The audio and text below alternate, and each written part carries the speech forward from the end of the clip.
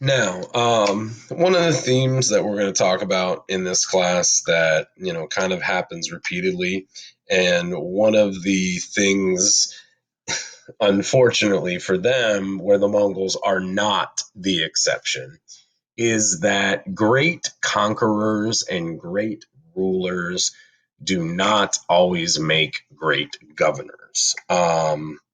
It's almost easier to build a vast empire than it is to maintain it and run it properly.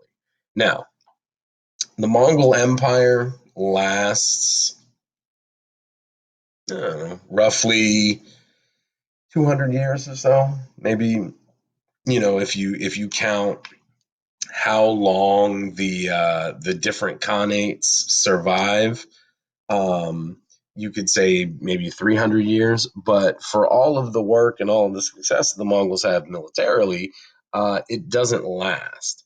But that generally has to do more with the fact that the Mongols themselves were not interested in so much ruling a large empire as they were in just having it.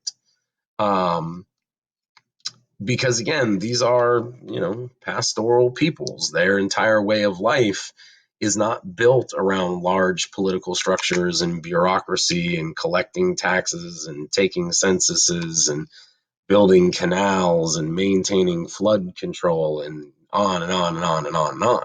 Okay. However, the Mongols were pretty adept at adopting what other people had already put in place in terms of governance and bureaucracy.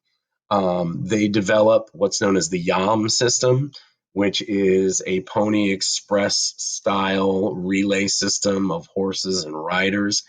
This should sound really familiar to you because we already talked about something basically the same as this in Persia about 1200 years earlier, actually, even further back, about 1500 years earlier. Um,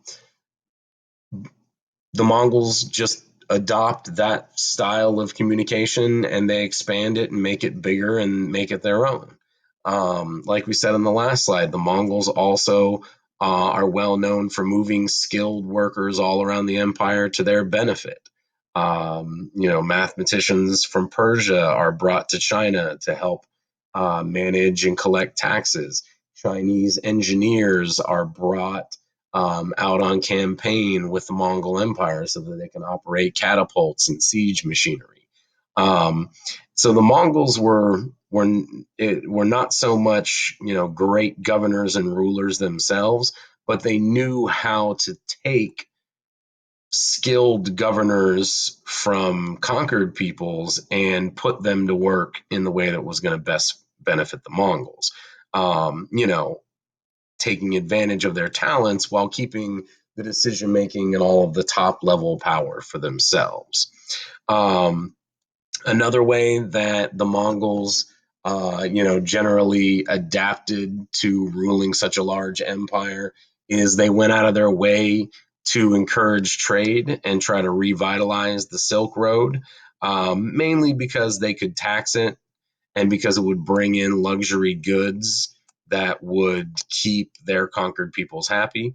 But the Mongols also realized the benefits of trade towards building infrastructure.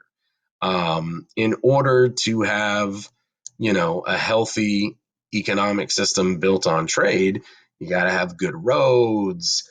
You got to have, places where people can get access to water. You got to have, good sized cities with places for people to stay.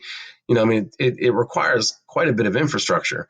And the Mongols knew that if they promoted trade, that this infrastructure would almost help build itself. That they could offer up incentives and they could offer security to people traveling these trade routes, and that the cities themselves, just based on the amount of money that was flowing in, would build the necessary infrastructure on their own. Now, another key to Mongol success as rulers for the little time that it lasted was that they were incredibly religiously tolerant. The Mongols' own belief system could probably be described as shamanistic or animistic or even maybe pantheistic. They did believe in one supreme god, but they were not monotheistic. They did believe in spirits similar to the kami in Japan, as well as gods of, different parts of nature. Usually their supreme god, known as Tengriel, was the one that they worshipped.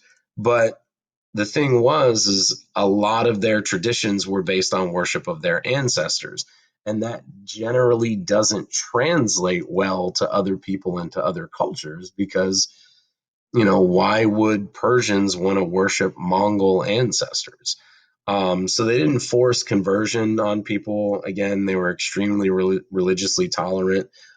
They welcomed all religions because, again, more visitors meant more trade, more travel, more money flowing into their pockets.